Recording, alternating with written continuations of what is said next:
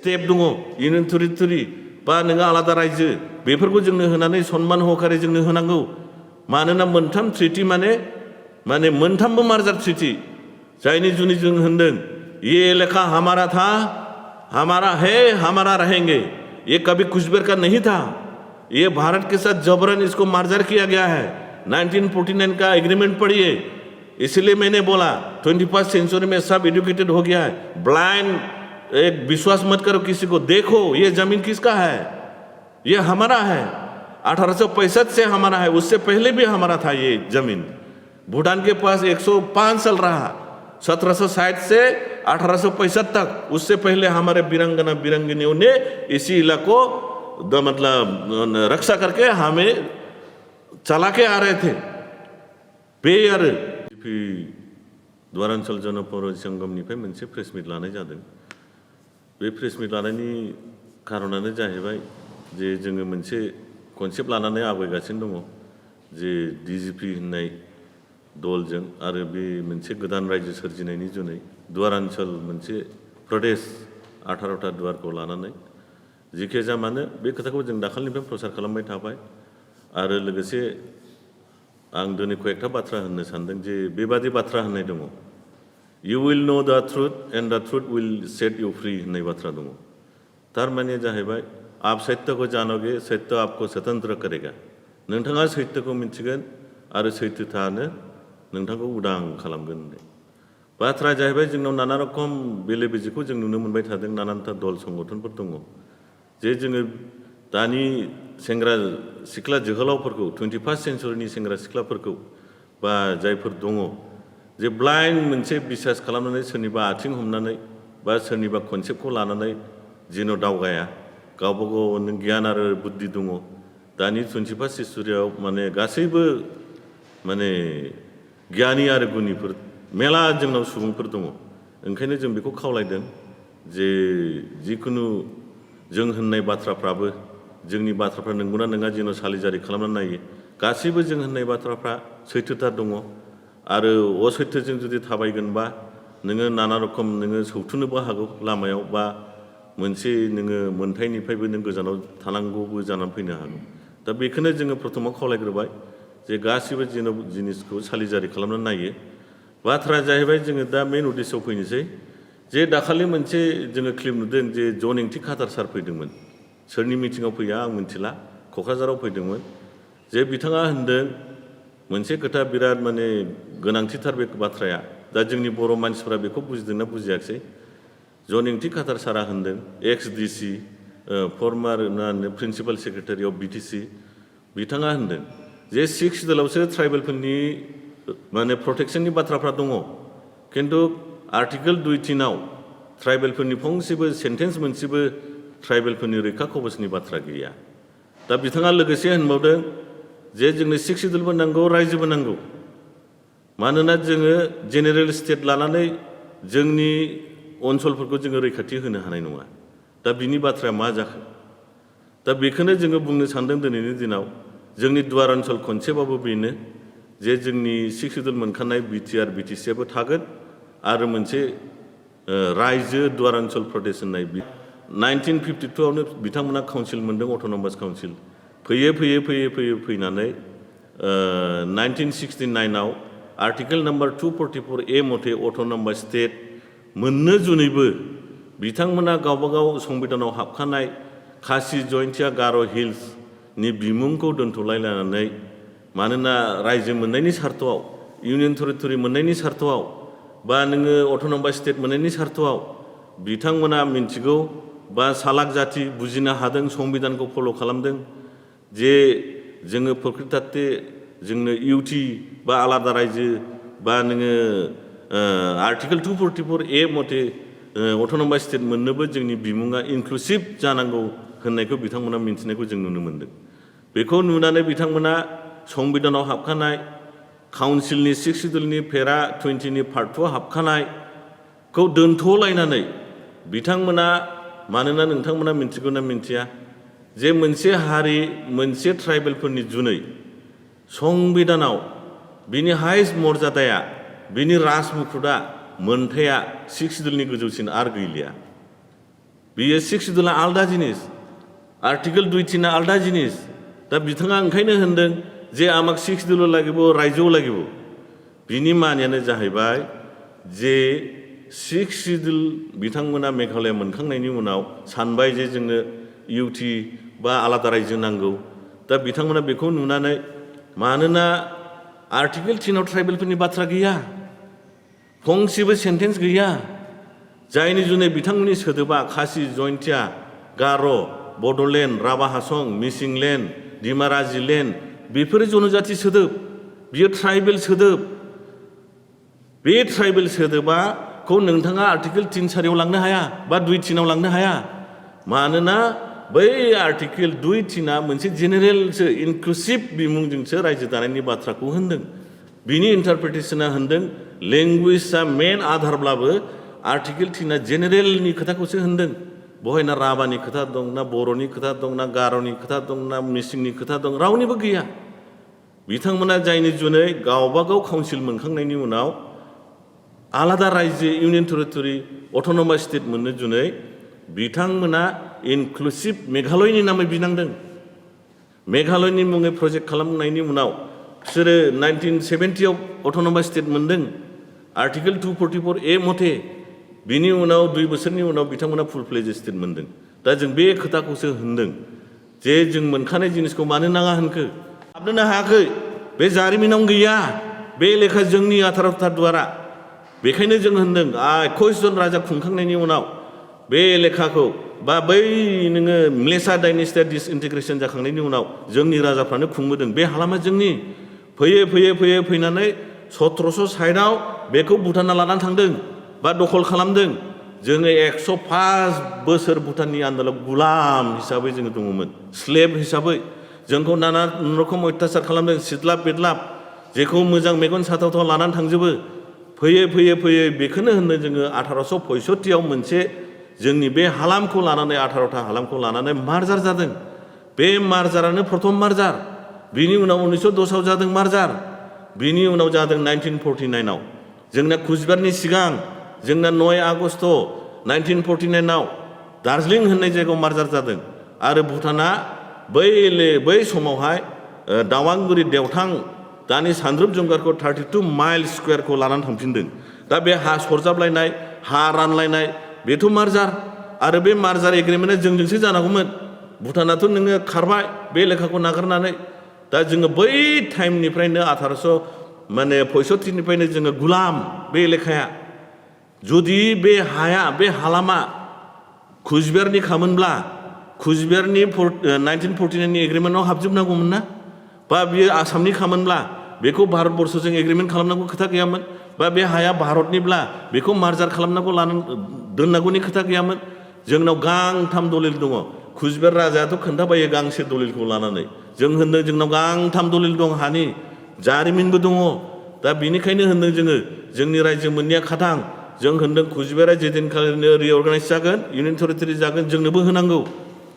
आरो होआब्ला जों इन्टारनेशनेल कर्टआवबो लांनो हायो मानोना बे इन्टारनेशनेल ट्रिटि मोनसे बेखौ इन्टारनेशनेल कर्टआव लांगोन जों भुटानाबो लेंहरजागोन भारतआबो लेंहरजागोन बे हाया सोरनि मा मोनसे जाजमेन्ट जागोन दा जों होनदों जों भारतनि संबिधानखौबो मानियो जोङो जायनि जुनै कुचबिहारा जुदि रिअर्गानाइज जामारथारोब्ला बे टाइमाव जोंनिबो जानांगौ मानोना जोङो दासिमबो बे लेखा रावनिबो नङामोन बेयो जोंनि गुलामावसो दङ जों दाबो नो डाउट भारतआ स्वाधीन जादों 1947 समाव खिन्थु मिनिं माने प्रकृतार्थ जोंनि बे दुवार एलेखाया मार्जारसो जादों जों बुंनो थाङोब्ला दाबो जोङो बे एलेखायाव जोङो माने गुलामसो जानानै दङ सुरक्षानो जुदि थायाबा जेरखम नोंथांमोना मिथिगौ 6 शिड्यूलनि सिङाव जेरै आउट अफ 40 नि गेजेराव 30 समस्तिया बिटिसिआव रिजार्भेसन ट्राइबेलफोरनि जुनै बा नोङो बिदिनो नाना रखम एमएलए एसटि रिजार्भ बेफोर जिनिसा थानाय नङा जायनि जुनै जोंनि जे हा हुनि रैखा खबरजों लोगोसे जोंनि जे एमसिएलए समस्ति एमएलए समस्ति एसटि रिजार्भेसनफोर जायो बेफोरबो थानांगौ मानोना जोङो माने बेफोर थायाबा जोङो सोरनि जुनै रायजोखौ लाबोनो नागिरदों बिनिखायनो जों होनदों दुवारान्चल प्रदेशनि सिङाव जोंनि मोनखानाय 6 शिड्यूलाबो थानांगौ बिटिआरआबो थानांगौ आरो लोगोसे जोङो आलादा रायजोबो मोननांगौ आरो नोंथांमोना मिन्थिनो हागौ जे जोंनि ओरैहाय नानानथा दल संगठन कुचबिहार ग्रेटार कुचबिहार पिपल्स एसोसिएशननिफ्राय गोदान गोदान दल संगठन दाफैगासिनो दङ बिजनीनिफ्राय लानानै बासुगावथ' लाख लाख मानसि जमा जादों गसाइगावबो दाफैगासिनो दङ बे खोथाया सैथोथा दङ मानोना थाबनो बे एलेखाया रिअर्गानाइज जानो थांगासिनो दङ बे नेक्स्ट माने मा होनो एमपि इलेक्शननि सिगां बे जिनिसा रिअर्गानाइज जानो थांगासिनो दङ दा बेखौनो होनदों जोङो जे भारतबर्षआ डिसिसन लाबायब्ला फाइनाल डिसिसन बे एलेखाखौ रायजो दागोन बा इउटि दागोन दा बेखौनो होनदों जोङो जोंनि मानसिफ्रा जेबो माने दासिमबो जेबो माने सेन्स गैया बा माने मोनसे माबा जे जोंनि 6 सिडुल मोनखानाय जेबो जाया जोंहा खहा रायजोखौनो भारतबर्षआ गोसो जायोब्ला मोनथाम मोनब्रै रायजोखौबो सिफायनानै गोदान रायजो दानो हायो नोंथांमोननिथ' जोंनिथ' काउन्सिलसो बेथ' आखाइनि मैलासो भारत सरकारनि जुनै मानो हाया बे जानो थांगासिनो दङ जायनि जुनै होनदों जोङो बे कनसेप्टआ जाहैबाय बे जिनिसा चाइनिज थ्रेडनिफ्राय बासायनो जुनै नैबे नर्थ इस्टनि चिकेन नेक माने दाउनि गोदोनाबादि बेखौ मर प्रटेक्शन खालामनो जुनै बेखौ लेफ्टिनेन्ट जेनेरेल फर्जाइनि सासे एक्स आर्मि अफिसारनि थ्रु गभर्नरनि थ्रु बेखौ इउटि खालामनानै नर्थ इस्टखौ जेन' हमथानो हायो बे तिस्ता दैमा बा बे चिकेन नेकखौ लानानै मोनसे कुचबिहार गुरखालेन्ड बे एलेखाफोरखौ लानानै गोदान रायजो दानो थांगासिनो दं इउटि दा ओंखायनो होनदों जोङो आरो जों मिन्थिनाय मथेब्ला बिथांमोननि रायजोनि नामा इउटिनि नामा कुचबिहारबो जाया गुरखालेन्डबो जाया सीमान्त प्रदेशै बिसोरो ड्राफ्टिं कमिटियाव खामानि मावगासिनो दङ जोंना थाबाय ओरै दुवारान्चल प्रदेश हरै थाबाय अरुणाचल प्रदेश बिथांमोना जानो थांगासिनो दङ सीमान्त प्रदेश दा बेखायनो होनदों जोङो बे जिनिसा खेला नङा जोंनि न' खाथियाव नोङो अर सुनाय बादि सुफैगासिनो दङ बिजनीथिंजाय हर माने कमिटि दागासिनो दङ बिनि मानिया मा जाखो जे नेक्स्टआव जुदि कुचबिहार बा नोङो सीमान्त प्रदेश रिअर्गानाइज जायोबा बे एलेखानि मानसिनि बाथ्राया थार सैथो दङ आलादा रायजो मोननायनि लामाया बेनो बिथा मोनथाम हानि दलिल थासेयाव आरो जारिमिनबो लेगेसि थासेयाव जोङो जुदि आलादा रायजो बिना लानो रोङाबा जोङो बबे नामै जोङो आवगायनो सानखो बेखायनो जोङो होनदों रायजो राजाफोरखौ भुल बुजिनो नाङा आरो नानानथा दल संगठन ओंखारनानै दं बिसोरनि खोथाखौबो सालिजारि खालामनानै नाय जोंखौबो नाय जोंनि फेसफोरखौ नायनांगौनि दरखार गैया सोर मामोन बेखौबो होननांगौ दरखार गैया जोंनि बाथ्राफ्रा जुदि सैथोब्ला जारिमिनारिजों अकेब्ला बेनो सैथो लामा आलादा रायजो मोननायनि बिथाया बेखौथ' बयबो रायजो राजानो मिन्थिगासिनो दं होनगासिनो दं ससियेल मिडियाफ्राव जों होननांगौनि दरखार गैला आरोथ' जों होनदों जोंनि जे मोनसे मा होनो जन एन्टि खाटार सारा होनबावदों 1949नि जे 6 सिडुल बिटिआरनि सोमोन्दैथ' जों होनला सिगांनि 2003नि 6 सिडुलाबो आसल 6 सिडुला जे लागु जानांगौमोन जोंनावहाय नन ट्राइबेलफ्रा भटआनो होनो मोना आरो हा बायलाय फानलायबाव अधिकार जेबो मोना बेफोरथ' लागु जायाखै खालि 6 सिडुल हाजोआव होनायखौ जोंनाव लाबोदों होनो हाजोआव होनायखौ जोंनाव लाबोदों होनो जोंथ' नुदों मलारल' लानानै फैदों 2003निबो 6 सिडुला मलारल' लेखा बिजाबनि सिङाव आर्टिकेल नाम्बार धारा नाम्बार पेज नाम्बार एथ' सिरियाल नाम्बार थाया होमबा बोरो 6 सिडुलनि बोरो होनो जोङो दिनै नोंथांमोना मिन्थिगौ नमिनेटेड MCLA जानानै फैयै फैयै सासे मानसिया दिनै आरबाननि EM जानानै दङ दिनै आरबाननि EM जानानै दङ गाबोननि दिनाव सिफ जायोब्ला नोंथांनि 6 सिडुला बोरो होबथानाया 6 सिडुला बोरो माबादि 6 सिडुल जाखोब्लाय हंला हंथा जोंखायनो जों होनदों जों आलादा रायजो मोनोब्ला बा दुवारान्चल कनसेप्टआव जोङो मेम'रेन्डाम सोनो नागिरदों मर पावारफुल जानांगौ जोंनि 6 सिडुला जोङो आर्टिकेल 371खौ सोनो नागिरदों हा फानलाय बायलायखौबो रैखाखौबो सोनो हानायजों जे 1949नि जे प्रक्लेम जे होदों प्रकाशन जे होदों प्रथम 6 सिडुलनि जे ड्राफ्टिं जादों बे 6 सिडुला जोंनो नांगौ बेखायनो जों होनदों बिटिआरनि सोमोन्दै जों होनला बयबो मिन्थिगौ इमप्लिमेन्टेसनबो जाजोबाखै बहाय रायजो राजाफ्रा मिन्थिगासिनो दङ दानि रायजो सोलिनायाव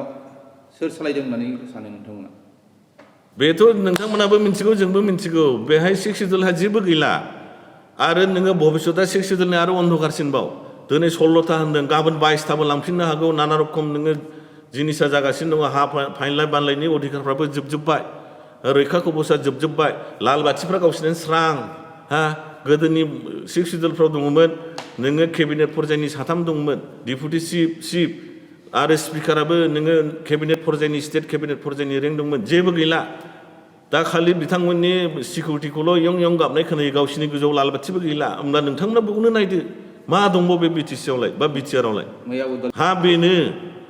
जोंनि मानसिफ्रा गासैबो नोङो दा आं मोनसे खोथा होनबाय थादों जाथिनि इसु गैला जोबस्रांजोब्बाय एन्जरनि गुदुङा जेरखम खुरै खुरनानै मोनसे टाइमाव सुलुं नागिरना खारलाबायो जोब्बाय दा जाथिनि 2027 जानुवारिनि उननिफ्राय दा फोथाराव खारलाबायबाय सोरबा बिजेपि सोरबा महायबा आम आदमि कंग्रेस दा जाथिनि इसुखौ नागारना बयबो फेख्रायजोब्बाय बेलेग खुंखागोन जोंनि मानसिया इउनिटि गैला हा जोंनि मानसिया गाब्रबाय दा नोङो नेशनेल जेफोर दल दङ हा बिसोरथ' सागोरबादि नोंना मावाया बहाय मा खामानि आरो नेशनेल दलनि एजेन्डाफ्रा मथ'फ्रा खुनु जाति बिसेसखौ नों खांग्रानानै था खुन्थेंनानै था लांजानानै था बेखौ बोखांनायनि नेशनेल पार्टी दलहा खुनु एजेन्डा गैया नोंनि जातीय दलफ्रासो लकेल दलफ्रासो सोर जाथिया मा अबस्थायाव दङ बेखौ नायगोन बिसोरनो नांगौ खालि एमएलए एमपि वहाँ से 2 एमएलए आएगा उधर से 7 एमपी आएगा यही हिसाब करता है नेशनल पार्टी कौन बोरो जाति गड्ढा में गिर गया संथाली कहाँ लांग करके गिर रहा है कौन मुसलमान कहाँ गिर रहा है उसके लिए समय नहीं है नेशनल दलों के लिए उन लोगों को चाहिए सिर्फ एमएलए और एमपी चाहिए मानसिफ्रा जायफोर कमिटि दानानै गालांजादों बिसोरो सापर्ट होगोन जे जोंबो थायो बे रायजोआव माने 60-70% आदार कास्टफ्रा गासिबो जुदि सापर्ट होजोबोबा जों 30%ल' है जों बेखौ दानखा होआ जोंहा बिटिसिआ जोंनि खा होनानै बै समाव बुंब्ला बे जेबो खामानि होनाय नङा जायनि जुनै होनदों जोङो जे सिरियास जोंनो मोनसे परिस्थिति जाबाय जुदि बे ओनसोलखौ होबथानांगौब्ला जोंनि दुवार ओनसोल कनसेप्टजोंल' होबथानो हायो बड'लेण्ड उदियाचलजोंबो बेखौ होबथानो हाया मानोना अनन्त रायखौ अनेक मानसिफ्रा होनो बियो डुप्लिकेट राजासो बा बिनि सरित्र मोजां नङा बा साख्रि मावग्रासो बियो बिआर फिल्डआव बा बियो खारनानै फैनायसो धर्मगुरुसो ठीक आसे जों मानिजोब्बाय खिन्थु बिथांनि होननाय खोथा फंफ्रोमबो सैथोथा दङ 1949आव 28 आगस्टआव मार्जार जादों आरो बिथांमोननो जलपाइगुरि डिस्ट्रिक्टखौ अनथोब हिसाबै होगोन होननानै खोथा होननाय दङ आरो लोगोसे बिथांमोना बे टाइमावनो C ग्रेड पर्यायनि मोनसे स्टेट मर्यादा मोनदोंमोन खिन्थु दुर्भाग्य बिथांमोना बे लेखाखौ मोनाखसै वेस्ट बेंगलजों मार्जार जानांबाय दा बे खोथाखौनो होनदों जोङो होनदों दुवार ओनसोला जोंनिखा बे रावनिबो नङा बे लेखाखौ जों लांहोआ मानोना नोंथांमोनखौ दाखालिबो आं होनखांबाय जे 600 ख्रीष्टाब्दनिफ्रायनो बे लेखा जोंनि 600 to 900 ख्रीष्टाब्दसिम बानासुर दानासुर बान राजानि उनाव बे लेखाखौ सालास्ताम्बा राजाया म्लेसा डाइनेस्टि गायसनदोंमोन हुरुपेश्वरखौ लानानै दानि एट प्रेजेन्ट तेजपुर आरो नोंथांमोना मिथिनो हागौ बान राजाया मालाबाबो बान राजाखौ फेजेननो हायाखै मानोना बियो शिबनि बिहा माने पावार होनाय दंमोन जे बेखौ खुनु मानसिया बे पृथ्वीयाव सिथारनो हायै होननानै जायनि जुनै कृष्णआबो बिथांखौ सिथारनो हायाखै आरो शिबानो बेखौ हिमालय हाजोआव लानानै थांनाय बेफोरबायदि घटना आरो बिथांमोना जोङो दाखालि 157 मोनसे सिनसुला ट्रिटि जोंनि हाजो प्रथम मार्जार जादों बिनि गोसोखां सान जों फालिदोंमोन दा जों होनदों जोंनि बुरलुंबुथुर साहा सिलाराय माबाया मा होनो लासित स्टेप दङ इउनियन टेरिटरि बा नोङो आलादा रायजो बेफोरखौ जोंनो होनानै सनमान सहकारे जोंनो होनांगौ मानोना मोनथाम ट्रिटि माने मोनथामबो मार्जार ट्रिटि जायनि जुनै जों होनदों ये लेखा हमारा था हमारा है हमारा रहेंगे ये कभी कुछबेर का नहीं था ये भारत के साथ जबरन इसको मार्जर किया गया है 1949 का एग्रीमेंट पढ़िए इसलिए मैंने बोला 21st सेंचुरी में सब एजुकेटेड हो गया है ब्लाइंड एक विश्वास मत करो किसी को देखो ये जमीन किसका है ये हमारा है 1865 से हमारा है उससे पहले भी हमारा था ये जमीन भूटान के पास 105 साल रहा 1760 से 1865 तक उससे पहले हमारे वीरांगना वीरांगनियों ने इसी इलाकों मतलब रक्षा करके हमें चला के आ रहे थे बेयर